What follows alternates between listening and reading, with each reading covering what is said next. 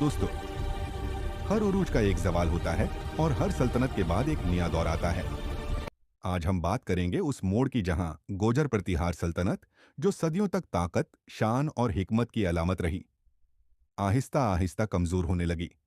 राजा मेहरा बोझ के बाद सल्तनत के कई हिस्से खुद मुख्तार होने लगे। राजपूताना, कनूज, मालवा और गवालियार सब अपनी अलग राहों पर चल निकले। दरबार के अंदर इख्तिलाफात बढ़े, वजीर एक दूसरे के खिलाफ साजिशें करने लगे और सूबाई गवर्नर ताकत के भूखे बन गए। इसी दौरान मिश्रिक से पाल सल्तनत ने दोबारा ताकत हासिल की और मगरिब से रिश्तराकोता बादशाहों ने सरहदों पर दबाव बढ़ाया।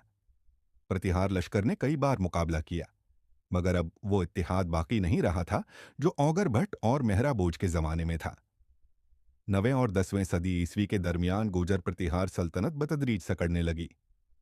कनौज, जो कभी ताकत का मरकज था, अब हमला आवरों की जद में आ चुका था। फिर वो वक्त आया जब तर्क और अफगान अफवाज शमाली हिंद की सरजमीन पर कदम रखने लगे। ये वो लम्हा था जब तारीख का रख बदलने वाला था। प्रतिहारों के कमजोर होते ही नई ताकतों ने सर उठाना शुरू किया।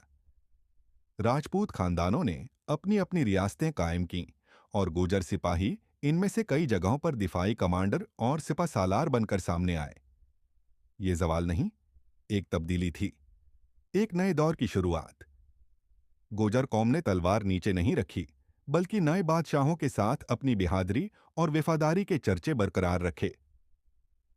प्रतिहार सल्तनत का आखिरी चिराग तकरीबन 1036 ईस्वी में बुझ गया, मगर उसके बाद भी गुर्जर सरदारों ने दिल्ली, इजमीर और राजस्थान में अपनी मौजूदगी बरकरार रखी। तारीख कहती है उदय सल्तनतें मिट जाती हैं, मगर कौमें नहीं। गोजर प्रतिहार सल्तनत खत्म हुई, लेकिन गोजर कौम ने खुद को खत्म नहीं होने दिया। उन्होंने एक नए अहद की बुनियाद रखी, जहां वो इस्लामी सल्तनतों के अहद में नई पहचान के साथ अभरे। यही वो मोड़ था जहां गोजर तारीख ने एक नया सफ़ा पलटा, एक ऐसा सफ़ा जो हमें अगली किस्त में ले जाएगा, जहां गोजर सरदार इस्लामी सल्तनतों के दौर में ताकत, इज्जत और क़ियादत के नए उन्वान लिखते नजर आएंगे।